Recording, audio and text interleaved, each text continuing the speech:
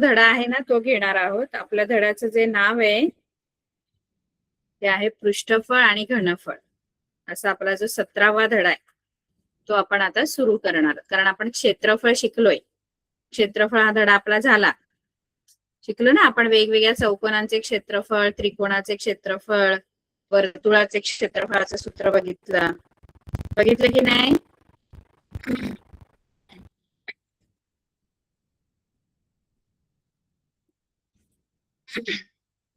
आता आपण बघणार आहोत पृष्ठफळ व घनफळ असा 16वा धडा, सॉरी 17वा नाही, 16वा धडा आपण शिकणार आहोत.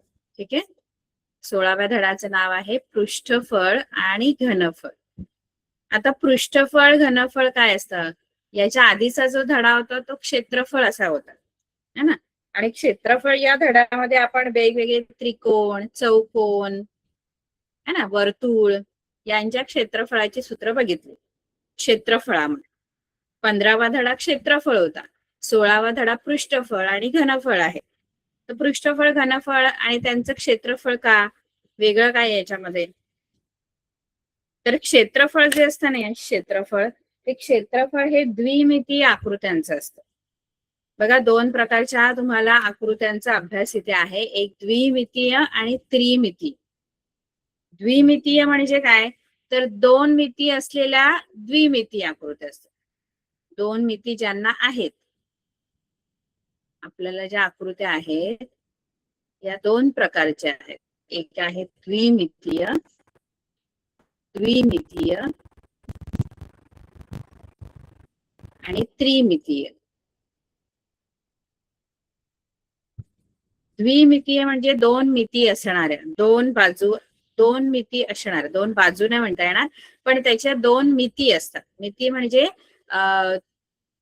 जसं आता लांबी, आणि आता आयत कसा असतो, आयताला दोन मिती आहेत, बाजू आयताला चार आहेत, पण मिती दोन आहेत. मिती दोन कोणत्या आहेत? तर लांबी आणि रुंदी अशा दोन मिती आहेत. लांबी दोन असतात, रुंदी दोन असतात, बाजू एकूण चार असतात, पण याला मिती दोन आहेत, लांबी आणि रुंदी. बरोबर आहे. त्यानंतर त्रिकोणाला पाया आणि उंची असते, है ना. असं त्रिकोणाला पाया आणि उंची, बरोबर, अशा दोन मिती. आणि द्विमितीय आकृतीची आणखी तुम्ही एक कसं ओळखू शकता की द्विमितीय आकृती जी आहे ती फक्त जमिनीवरची जागा घेते. फक्त जमिनीवरची जागा व्यापणाऱ्या ज्या आकृती आहेत त्या द्विमितीय असतात. जमिनीवरची म्हणजे काय? त्यांना बघा हवेतली जागा ते घेते नाही. आता समजा आयत आहे, आयत फक्त आपण पेपरवर काढतो. आता तुम्हाला जर हा बॉक्स दिसत असेल, दिसतोय सगळ्यांना हा बॉक्स माझ्या हातामध्ये?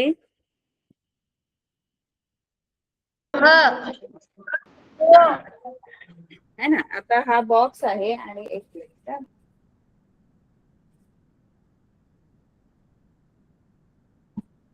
हा बॉक्स बघ, ठीक आहे. आणि हे पुस्तकाचं एक पान आहे, समजा पुस्तकाचं एक पान आहे.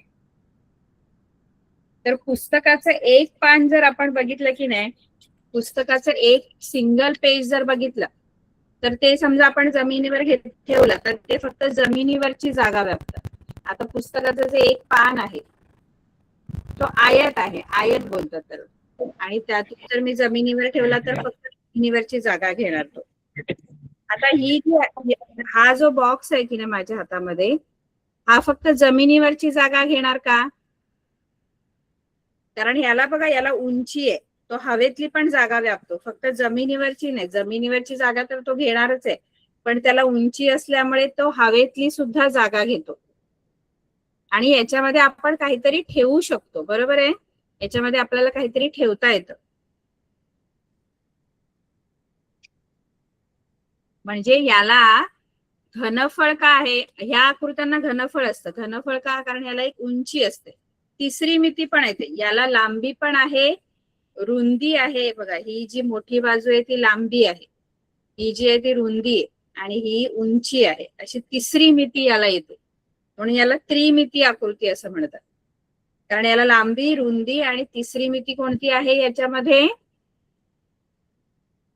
तिसरी मिती कोणती आहे?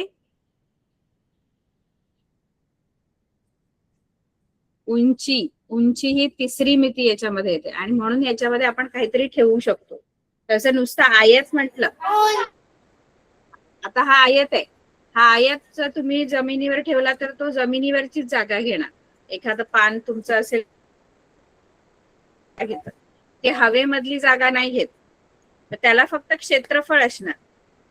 बरोबर आहे, क्षेत्रफळ असणार.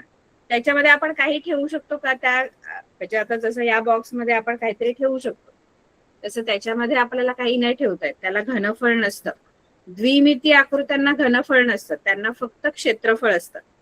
आणि ह्या ज्या त्रिमिती आकृत्या आहेत, या त्रिमिती आकृत्यांना घनफळ असतं. आणि पृष्ठफळ, पृष्ठफळ म्हणजे काय? तर याच्यामध्ये जे पृष्ठ आहे, जसं हा एक पृष्ठ आहे, एकूण आता ही समजा आकृती आहे, तर याला एकूण पृष्ठ किती मोजायचे? तर बघा, हा वरचा एक पृष्ठ आहे, सेम जसा वरचा पृष्ठ आहे, वरचा पृष्ठ जो आहे तो आयताच्या आकाराचा आहे, आयत आहे बघा, तसा सेम पृष्ठ तळाला पण आहे, सेम जसा वरचा आहे तसा.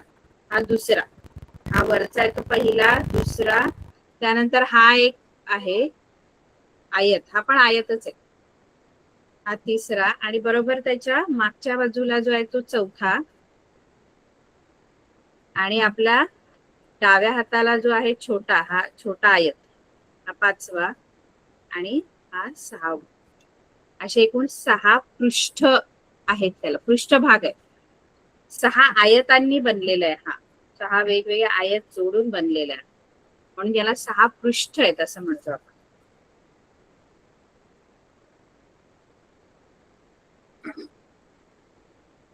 सहा पृष्ठ आहेत. ही आकृती जी आहे त्रिमिती आकृती, याला म्हणतात, माहिती आहे तुम्हाला याला काय म्हणतात? या आकृतीला हा कोणता आकार आहे माहिती आहे तुम्हाला?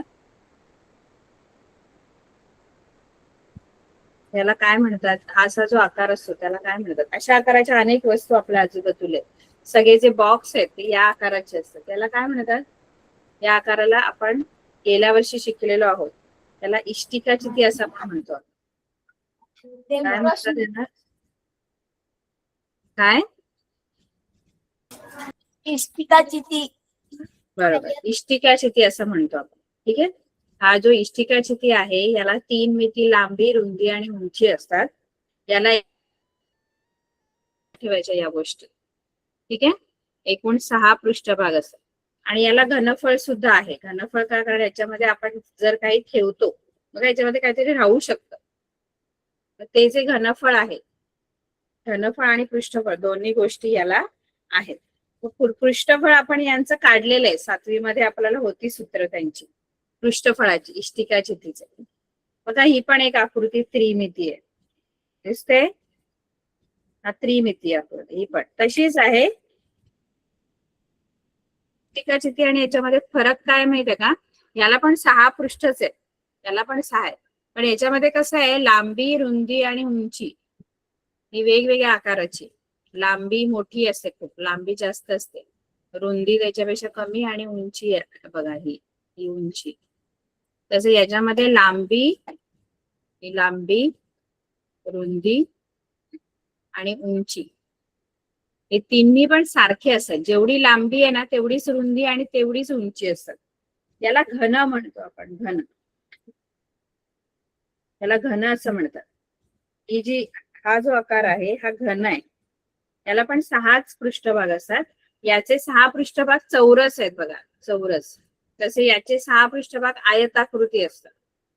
फरक कळतोय तुम्हाला सगळ्यांना याच्यामधला? या आकृतीला काय म्हणायचं? इष्टिका आकृतीला. चिती. आणि याला काय म्हणायचं? याला काय म्हणायचं? याला काय म्हणायचं? घन. बरोबर. ही घनाकृती आहे, याला घन म्हणायचं, कारण याचे सगळे लांबी, रुंदी आणि उंची तिन्ही सारख्या मापाचे असतात. तसं याच्या लांबी, रुंदी आणि उंची वेगवेगळ्या असतात, सारख्या नसतात, पण आहेत ते एकाच कॅटेगरी मधले, सेम आहेत बघा. फक्त याच्यामध्ये लांबी, रुंदी, उंची वेगवेगळी असते, याच्यात लांबी, रुंदी, उंची सारखी असते. याचा प्रत्येक पृष्ठभाग आयताकृती आहे, याचा प्रत्येक पृष्ठभाग चौरस आहे, चौरस आकृती आहे. कळला? इष्टिका चिती आणि घन, इष्टिका चिती आणि घन, याला पण घनफळ आहे. ठीक आहे. याच्यामध्ये पण आपण काहीतरी असे बॉक्सेस, काही बॉक्स आहे, काही बॉक्सेस असे असतात, इष्टिकाचिती आकाराचे असतात. ठीक आहे.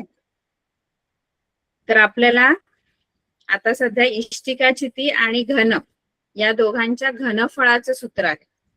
मग द्विमिती आकृत्यांमध्ये काय काय येतं? तर द्विमिती आकृत्यांमध्ये सगळे चौकोन येणार, आयत, चौरस, वर्तुळ, हे सगळे द्विमिती आहे. त्रिकोण हे द्विमिती आकृती आहे. आणि त्रिमितीयमध्ये आता सांगितलं इष्टिकाचिती येणार.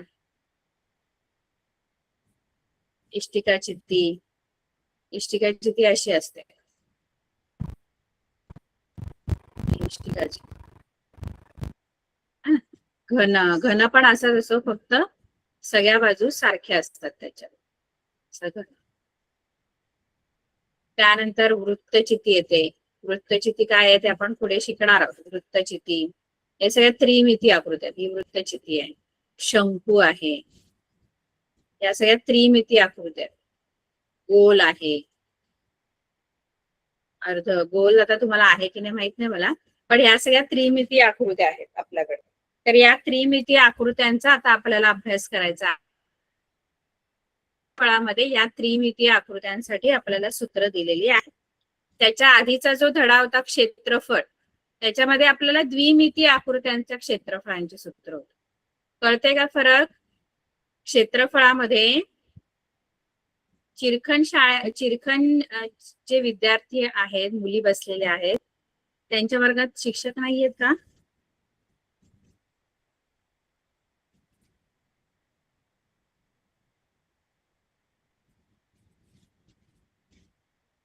द्विमितीय आकृत्यांमध्ये आपण क्षेत्रफळ, पृष्ठफळ आणि घनफळ काढतो. आता इष्टिकाचिती आणि घन यांचं पृष्ठफळाची सूत्र आपण गेल्या वर्षी शिकलेलो आहोत. म्हणून यावर्षी तुम्हाला इष्टिकाचिती आणि घन यांचं पृष्ठफळाचं सूत्र नाहीये. इष्टिकाचिती आणि घन यांच्या घनफळाची सूत्र आपल्याला यावर्षी आहेत, कारण पृष्ठफळाची सूत्र गेल्या वर्षी आपण शिकलो होतो. पुढच्या ज्या आकृत्या आहेत वृत्तचिती वगैरे, त्यांचं आपल्याला पृष्ठफळ आणि घनफळ दोन्हीची सूत्र आपल्याला शिकायचे. पण ते पुढे वृत्तचितीमध्ये. इष्टिकाचिती आणि घन या दोघांमध्ये आपल्याला फक्त घनफळ म्हणजे आपण त्याच्यात किती गोष्ट ठेवू शकतो. एखादी आता इष्टिकाचिती आकाराच्या टाक्या पण असतात बघा, पाण्याच्या टाक्या इष्टिकाचिती आकाराच्या वरती अशा बसवलेल्या असतात आपल्या घराच्या वरती किंवा बिल्डिंगच्या वरती. इष्टिकाचिती आकाराच्या टाक्या असतात. मग त्याच्यात पाणी किती राहील? कारण पाणी किती राहील म्हणजे त्याच्या आतमध्ये किती जागा आहे, मग ते घनफळाशी संबंधित आहे. मग तेव्हा घनफळ असतं, तेव्हा घनफळ काढायचं असतं. ठीक आहे. तर इथे आपण आता घनफळाचे सूत्र, इष्टिकाचिती आणि घनाच्या घनफळाचे सूत्र आपण बघणार आहोत. कळलं सर्वांना? आपल्याला काय शिकायचं या धड्यामध्ये? तर त्रिमितीय आकृत्या ज्या आहेत त्यांचा आपल्याला अभ्यास इथे शिकायचा आहे. ठीक आहे. इथे तुम्हाला दिले बघा, इष्टिकाचिती, घन, वृत्तचिती हे त्रिमितीय आकार म्हणजेच घनाकृती असतात. त्या घनाकृती अवकाशातील म्हणजे हवेतली जागा व्यापते आणि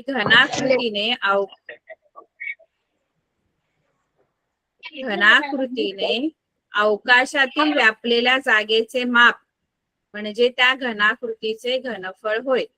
मग तिने किती जागा व्यापलेली आहे, त्याच्या आतमध्ये किती जागा आहे याचं आपण जेव्हा मापन करतो तेव्हा ते आपण घनफळ म्हणून मापन करतो, की त्याच्या आतमध्ये किती जागा आहे ते म्हणजे घनफळ असतं.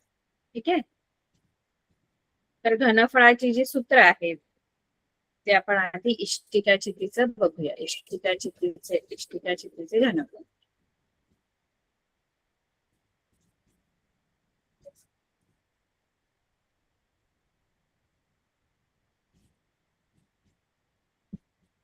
इष्टिकाचितीचा आकार असा असतो.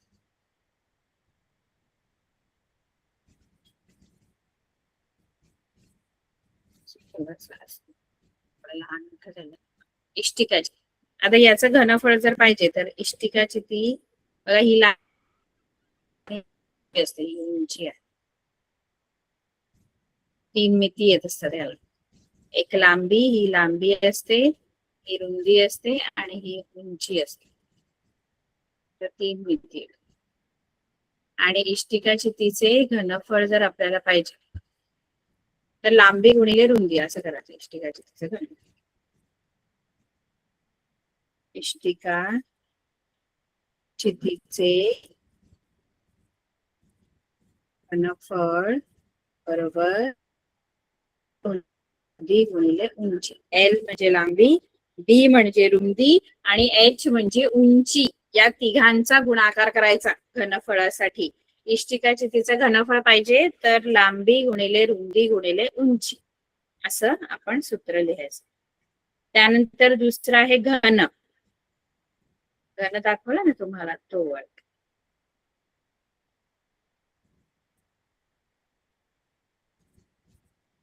आता याच्यामध्ये जेवढी लांबी आहे, जेवढी लांब, सगळ्याला आपण एल हे अक्षरच वापरतो. लांबीला पण एल, रुंदीला पण एल, उंचीला पण एल, कारण तिन्ही समान मापाचे असतात, वेगवेगळ्या नाहीये. म्हणून मग घन जो असतो हा घन आहे. ही आकृती घनाची आहे कारण लांबी रुंदी उंची सारखी आहे. आणि या घनाचे जर घनफळ पाहिजे तुम्हाला, घनाचे घनफळ बरोबर, इथे कसं लांबी गुणिले रुंदी गुणिले उंची केलं, तसं इथे एल गुणिले एल गुणिले एल, कारण लांबी रुंदी आणि उंची एलच आहे, सेमच आहे, म्हणून एल गुणिले एल गुणिले एल असं घनाचं घनफळाचं सूत्र आहे. तीनदा गुणायचं एल, किंवा आपण लिहिताना एल घन असं सुद्धा लिहितो. कळतंय सर्वांना सूत्र?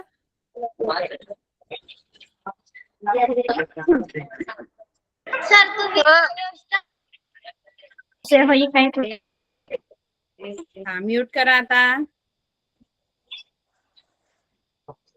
बरोबर.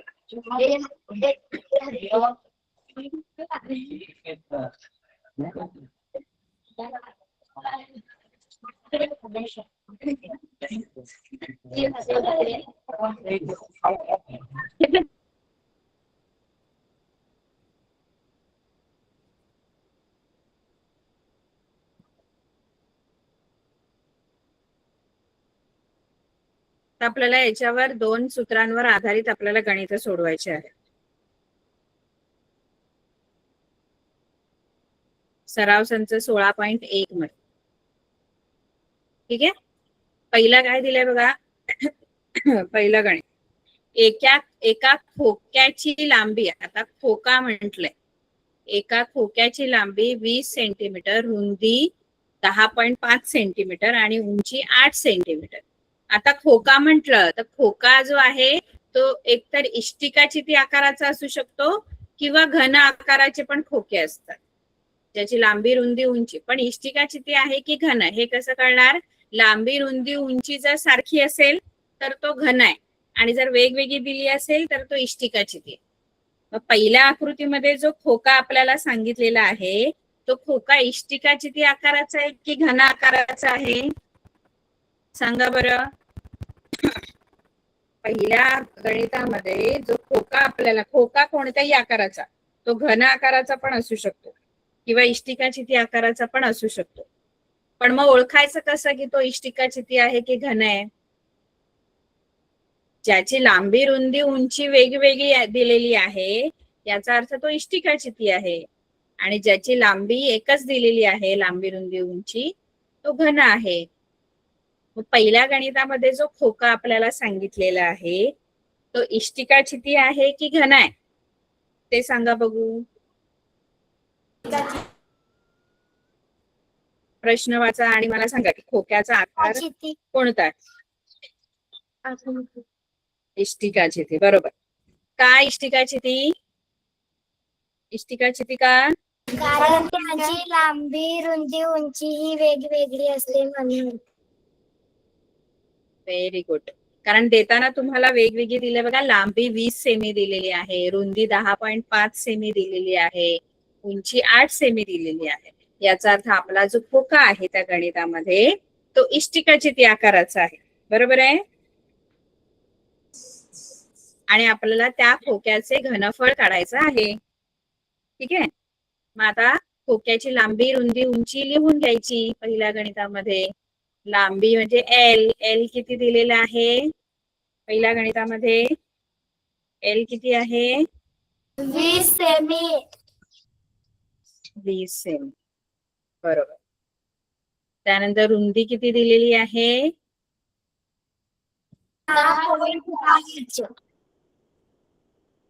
5 सेमी. आणि उंची एच. हे लिहून घ्यायचं एल, बी आणि एच. रुंदी आणि एच म्हणजे उंची 8 सेमी. ठीक आहे. हे लक्षात ठेवायचे अक्षर. लांबीसाठी एल आहे, रुंदीसाठी बी आहे आणि उंचीसाठी एच आहे. ठीक आहे.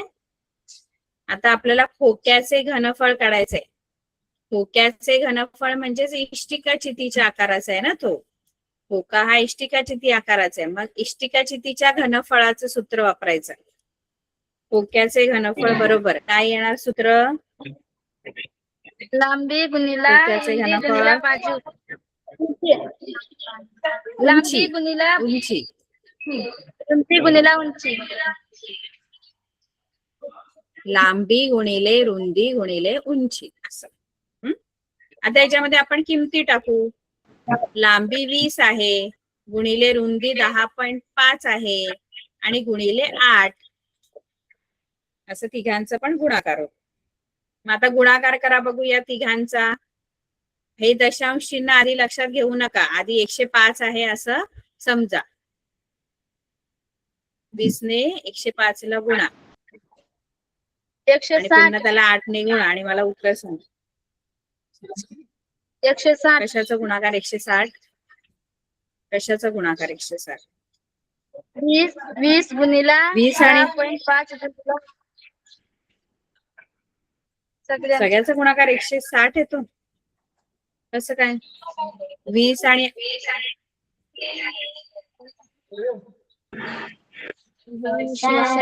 म्यूट करा आणि गुणाकार करा. म्यूट करून गुणाकार करा सर्वांनी.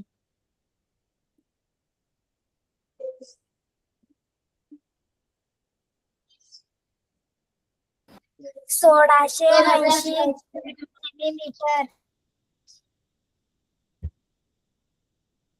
1680 ऍक्च्युली हे असं उत्तर येईल आणि नंतर तुम्ही एक संख्या सोडून इथे दशांश चिन्ह म्हणून इथे दशांश चिन्ह द्याल. म्हणून हा जो दशांश चिन्ह आणि त्याच्यानंतरचा शून्य नाही लिहिला तरी चालतो. आणि मग याचं जे एकक आहे घनफळाचं एकक इकडे बघायचं सगळ्यांनी. घनफळाचं जसं आपण क्षेत्रफळ शिकत होतो तेव्हा आपण नेहमी क्षेत्रफळासाठी एकक काय देत होतो? आधीच्या धड्यामध्ये क्षेत्रफळासाठी एकक काय देत होतो? उत्तराला क्षेत्रफळ काढल्यावर एकक काय द्यायचो आपण? आठवतंय का? क्षेत्रफळ आपण काढलं की त्याला एकक काय द्यायचं असतं?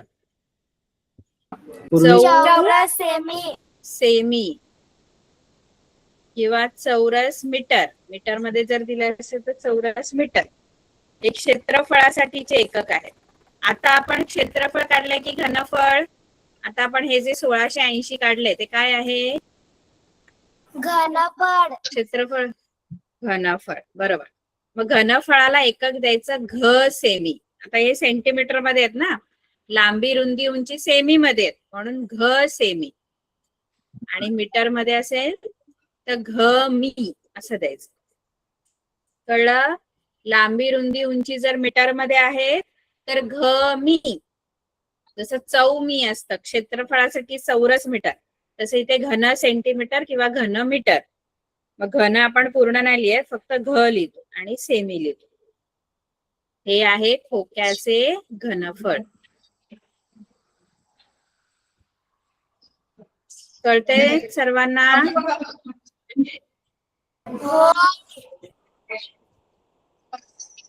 Very good.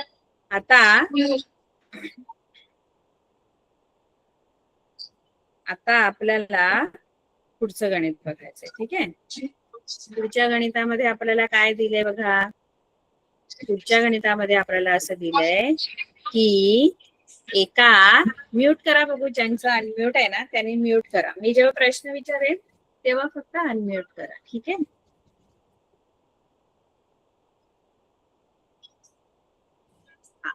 तर अजून कोणीतरी अनम्यूट आहे, म्यूट करा प्लीज.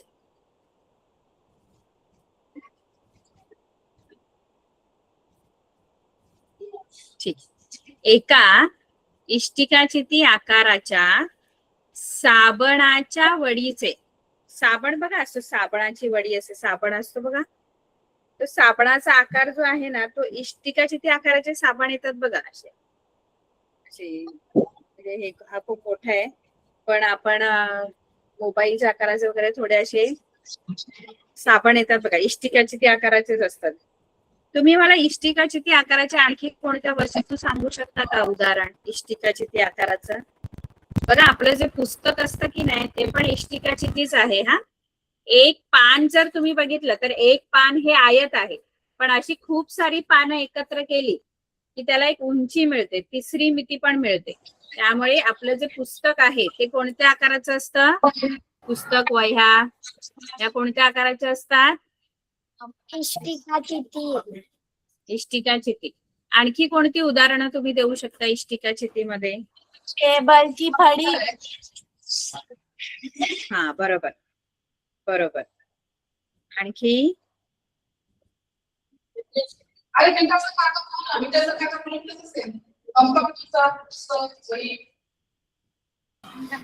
आणखी विटा असतात. कोणता? बोला.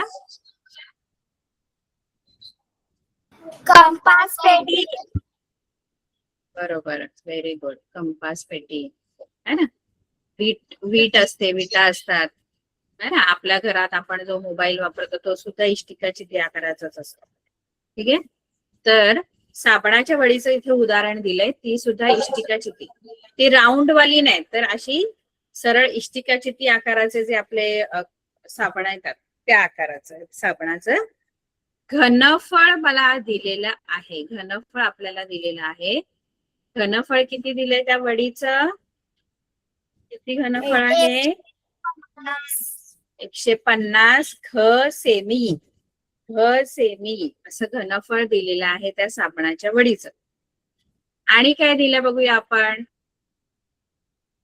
आहे ती जी साबणाची वडी आहे तिची जी लांबी आहे ती 10 सेमी आहे. आता ती इष्टिकाचिती आकाराची म्हटल्यानंतर तिला लांबी, रुंदी आणि उंची असणार. ठीक आहे. मग आता मला घनफळ दिलंय, लांबी किती आहे? 10 सेमी आहे, रुंदी पण मला दिले 5 सेमी असेल, तर तिची जाडी किती असेल? जाडी म्हणजे ती किती जाड आहे. तर जाडी म्हणजेच काय करायचं आपल्याला? जाडी म्हणजेच आता हे पुस्तक किती जाड आहे, हे पुस्तक किती जाड आहे म्हणजे मला काय काढायचंय? पुस्तक किती जाड आहे म्हणजे मला कोणती मिती काढायची आहे ह्याची? बघा, जर खूप पानं असतील तर काय वाढणार आहे तुमची? पानांवर पानं आपण जमा केली तर जर जाड पुस्तक असतं याचा अर्थ त्याची काय जास्त असते? आता ही जाडी काढायची म्हणजे बघा, ही लांबी आहे, ही रुंदी आहे, आणि जाडी तुमची याच्यावरून म्हणजे ही उंची आहे. जाडी म्हणजेच उंची, की तुमचं जाड पुस्तक किती आहे हे म्हणजे उंची काढायची असते. उंची जेवढी जास्त तेवढा पुस्तक जाड आहे. किंवा वडी साबणाची त्याची उंची, जाडी याचाच अर्थ आपल्याला काय शोधायची आहे माहिती का? त्या साबणाच्या वडीची काय शोधायची आहे? काय शोधायची आहे? उंची. उंची किती किती जाडीच आहे म्हणजेच उंच किती आहे ते साबण. म्हणजे आपल्याला घनफळ दिलेलं आहे, लांबी दिली आणि रुंदी दिले, उंची आपल्याला शोधायची आहे. कळलं? मग आपण काय काय दिलंय ते लिहून घेऊया की काय काय दिलेलं आहे आपल्याला. साबणाच्या वडीचे घनफळ दिलेलं आहे. साबणाच्या वडीचे घनफळ आपल्याला दिलेलं आहे 150 सेमी हे घनफळ दिलेलं आहे. मगाशी बघा आपल्याला घनफळ शोधायचं होतं त्या खोक्याचं पहिल्या गणितामध्ये. पहिल्या गणितामध्ये घनफळ आपल्याला काढायचं होतं, त्याच्यासाठी त्यांनी लांबी पण दिली होती, रुंदी पण दिली होती, उंची पण दिली होती, आणि आपण घनफळ शोधलं. आता घनफळ दिलंय, लांबी दिलीये, रुंदी दिली आणि उंची शोधायची. बघा सूत्रामध्ये जेवढ्या गोष्टी असणार त्याच्यातली कुठलीही एक गोष्ट आपल्याला शोधायला सांगणार. आता जसं की इष्टिका चितीच्या घनफळामध्ये हे सूत्र आहे बघा, इष्टिका चितीच्या घनफळाचं. या घनफळाच्या सूत्रामध्ये एकूण तुम्हाला ज्या गोष्टी आहेत त्या 4 आहेत. एक आहे घनफळ, दुसरा आहे लांबी, रुंदी आणि उंची, अशा 4 गोष्टी. घनफळ, लांबी, रुंदी, उंची, या 4 पैकी तुम्हाला 3 गोष्टी कोणत्याही 3 गोष्टी देणार आणि चौथी आपल्याला शोधायची आहे. जसं की पहिल्या गणितामध्ये मला या 3 गोष्टी दिल्या होत्या, लांबी पण दिली आणि आपल्याला काय शोधायला सांगितलेलं त्यांनी पहिल्या गणितामध्ये? लांबी दिली होती, रुंदी दिली होती, उंची दिली होती आणि काय शोधायला सांगितलं होतं आपल्याला? घनफळ. बरोबर. आत्ताच्या गणितामध्ये वेगळं आहे. आत्ताच्या गणितामध्ये काय काय दिलंय माहितीये का तुम्हाला? आत्ताच्या गणितामध्ये घनफळ दिलंय, हे दिलेलं आहे, घनफळ दिलंय, लांबी दिले, रुंदी पण दिले, या 3 गोष्टी दिल्यात आणि चौथी कोणती शोधायची आपल्याला? शोधायचं काय आहे आपल्याला? उंची. मग तुम्हाला असं आता कधी कधी तुम्हाला घनफळ देतील, रुंदी देतील, उंची देतील. आता घनफळ देतील, रुंदी देतील, उंची देतील आणि लांबी तुम्हाला शोधायला सांगतील. किंवा कधी कधी घनफळ देतील, त्यानंतर लांबी देतील, उंची देतील, रुंदी आपल्याला शोधायची असते. म्हणजे या 4 पैकी कोणत्याही 3 गोष्टी तुम्हाला देणार, चौथी आपल्याला शोधायची असते. सूत्रा गोष्टी असतात त्याच्यातल्या एक सोडून आपल्याला इतर दिलेल्या असतात. जसं सूत्रामध्ये 2 किमती असतील तर त्याच्यातली एक मला दिलेली असते कोणतीही, दुसरी मला शोधायची. 3 गोष्टी असतील तर त्याच्यापैकी 2 कोणत्याही मला दिलेल्या असणार, तिसरी एक जी असते ती आपल्याला शोधायची असते. कळलं सर्वांना? मग आता इथे मला घनफळ दिलंय, लांबी दिलीये आणि रुंदी दिलेली आहे, मला उंची शोधायची आहे. लांबी मला किती दिलेली आहे? लांबी 10 सेमी दिलेली आहे, म्हणून मी L 10 सेमी घेणार आणि रुंदी जी आहे ती मला 5 सेमी दिलेली आहे आणि मला शोधायची आहे H, म्हणजे उंची किती आहे ती शोधायची. आता सूत्र तेच वापरायचं, साबणाच्या वडीचे घनफळ. तर साबणाच्या वडीचे घनफळाचं सूत्र म्हणजे कुठलं वापरणार? तर साबणाची वडी कोणत्या आकाराची आहे त्याचं सूत्र वापर. साबणाची वडी इष्टिकाची ती आकाराची, तर त्याच्या घनफळाचं सूत्र L गुणिले B गुणिले H. बरोबर. आता घनफळ मला दिलेलं आहे, वडीचे घनफळ मला दिलेलं आहे, मग त्याच्या जागेवर मी त्याची किंमत टाकणार. घनफळ जो आहे तो बरोबर चिन्हाच्या, हे बरोबर चिन्ह आहे त्याच्या डावीकडे आहे, डाव्या बाजूला आहे आणि L, B आणि H म्हणजे लांबी, रुंदी, उंची या तिन्ही गोष्टी उजव्या बाजूला आहे. घनफळ डावीकडे आणि L, B, H उजवीकडे. तर जो जिथे आहे त्याची किंमत तिथे टाकायची आहे. घनफळ डावीकडे असते, मी डावीकडे टाकणार. बरोबर. L पण मला दिलेला आहे 10, बरोबर, गुणिले B पण माझ्याकडे आहे 5 आणि H मला शोधायचंय, त्यामुळे H च्या जागेवर H लिहिण. एवढं कळलं सर्वांना? हो. आता मला जर H शोधायचा आहे तर H कोणत्या बाजूला आहे? डावीकडे की उजवीकडे? उजवीकडे. उजवीकडे. उजवीकडे H एकटा आहे की त्याच्याबरोबर दुसरा पण संख्या आहेत? उजवीकडे H एकटा आहे का? काही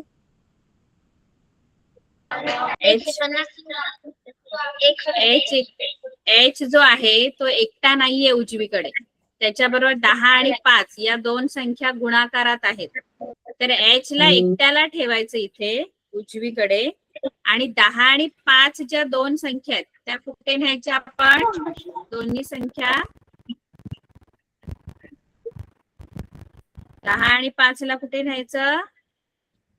त्या नकोयत मला उजवीकडे, कारण उजवीकडे जो एच आहे तो जो आपल्याला शोधायचा असतो तो उजवीकडे ठेवायचा एकटा, आणि त्याच्या बरोबरच्या ज्या 2 संख्या आहेत त्या कुठे न्यायच्या? त्यांना कुठे शिफ्ट करायचं? त्यांना डावीकडे. शिफ्ट करायचं डावीकडे. आणि डावीकडे जाताना जर इथे त्या गुणिले आहेत एच बरोबर, मग डावीकडे आल्यावर त्या काय होणार? भागिले.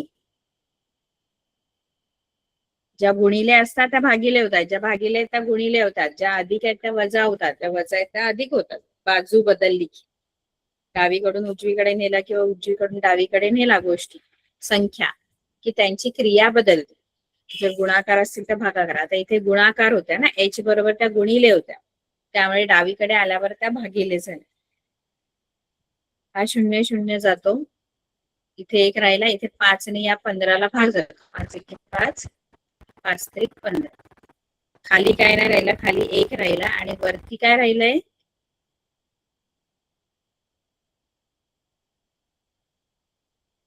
वरती काय राहिला? 3. 3. 3 सेमी तुमची उंची आहे त्या साबणाच्या वडीची. कळलं सर्वांना? हो.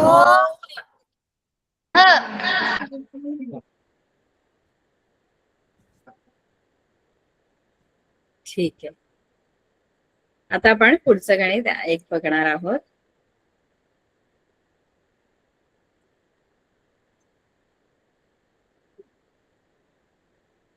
बघा, हे चौथं बघूया, तिसरं आपण पुढच्या वेळेला बघू, कारण ते थोडस मोठं गणित आहे. चौथं गणित काय आहे बघा. पावसाचे पाणी साठवण्यासाठी एका वसाहतीत 10 मीटर लांब, 6 मीटर रुंद आणि 3 मीटर खोल अशा मापांची टाकी बांधून घेतली आहे. म्हणजे एक सोसायटी आहे, एक वसाहत आहे, त्यांनी काय केली, पावसाचं पाणी साठवायचंय म्हणून त्यांनी एक मोठी अशी टाकी, तर टाकी जी आहे तिची लांबी रुंदी उंची दिलेली आहे. याचा अर्थ ती टाकी कोणत्या आकाराची आहे? टाकीचा आकार कोणता?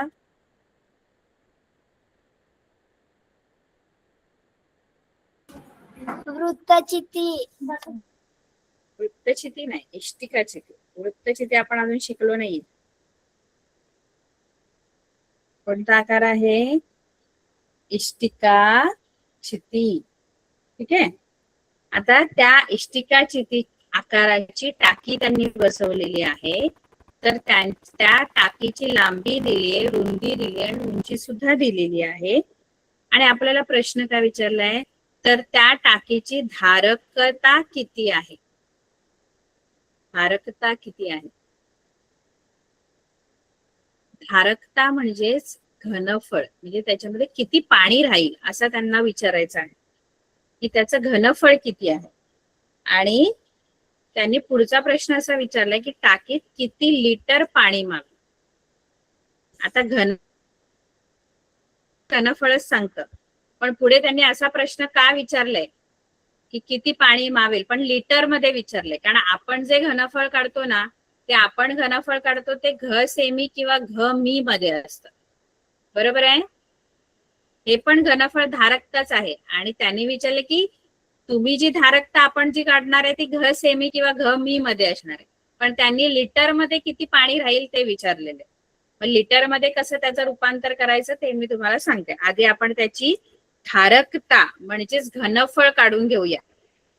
घनफळ काढून घेऊया आणि मग त्या घनफळावरून लिटर किती पाणी राहील, कारण आपण जनरली पाणी किती लिटर आहे हेच विचारतो. किती घ सेमी आहे किंवा किती घ मी पाणी आहे, या टाकीमध्ये किती घ मी पाणी राहील असं नाही बोलत. आपण विचारतो या टाकीमध्ये किती लिटर पाणी राहील. म्हणून लिटर मध्ये आपल्याला उत्तर काढायचं आहे. पाण्याचं घनफळ जे आहे ते लिटर मध्ये काढायचं. लिटर मध्ये कसं काढायचं, त्याच्यासाठी आधी आपण त्या टाकीची धारकता काढून घ्यायची. टाकीची धारकता म्हणजेच घनफळ. धारकता याचाच अर्थ घनफळ होतो. म्हणजे मला थोडक्यात त्या टाकीचं घनफळ काढायचं आहे. घनफळ काढण्यासाठी लांबी किती दिली आहे टाकीची सांगा. टाकीची लांबी किती आहे?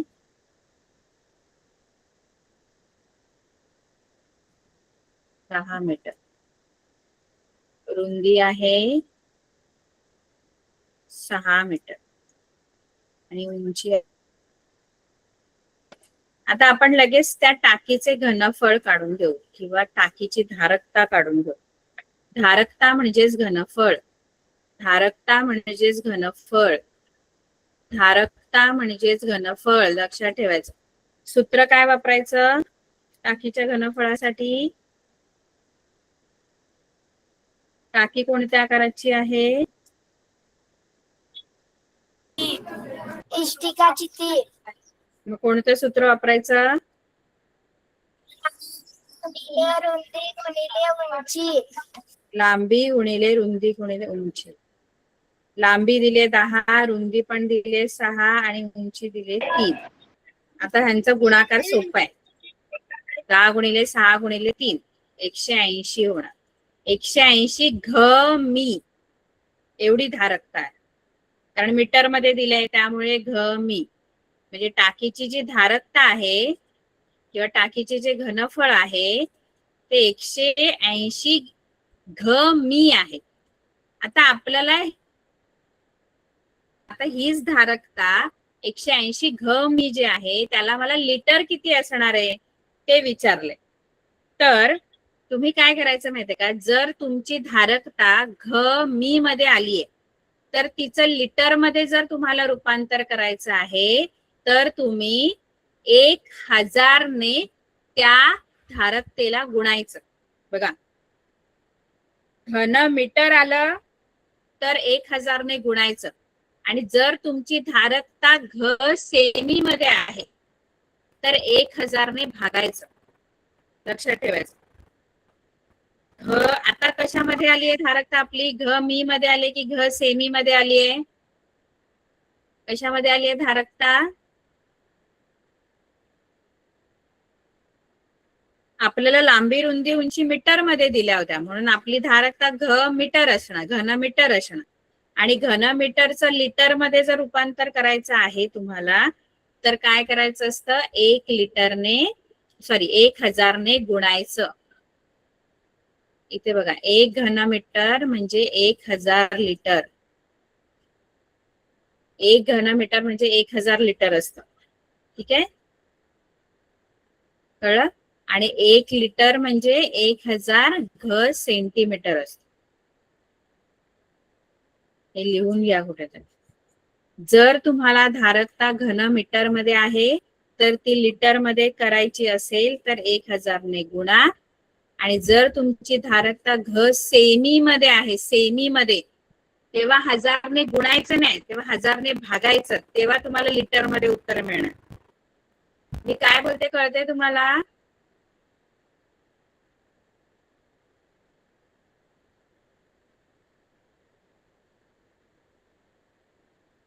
कळलं की नाही? आता काय करू? 1000 ने गुणू की भागू? आता 1000 ने गुणायचं की भागायचं? गुणायचं. कारण तुमची धारकता घ मी मध्ये आलेली आहे. जेव्हा घ सेमी मध्ये येईल तेव्हा 1000 ने भागा. मग इथे 1000 ने गुणून मग लिटर मध्ये तुम्हाला मिळणार.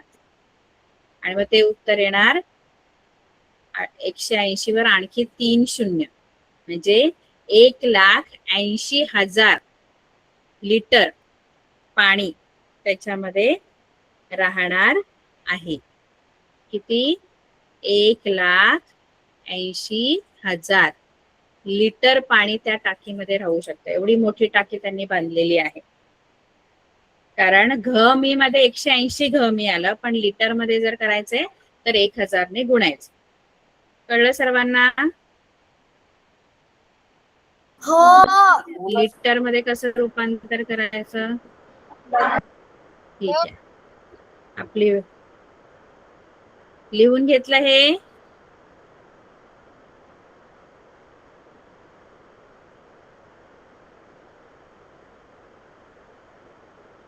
ठीक आहे, आपली वेळ संपलेली आहे. आपण पुढच्या वेळेला पुन्हा उरलेली गणितं शिकूया. ठीक आहे,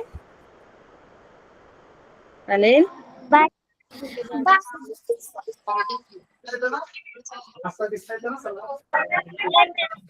बाय. बाय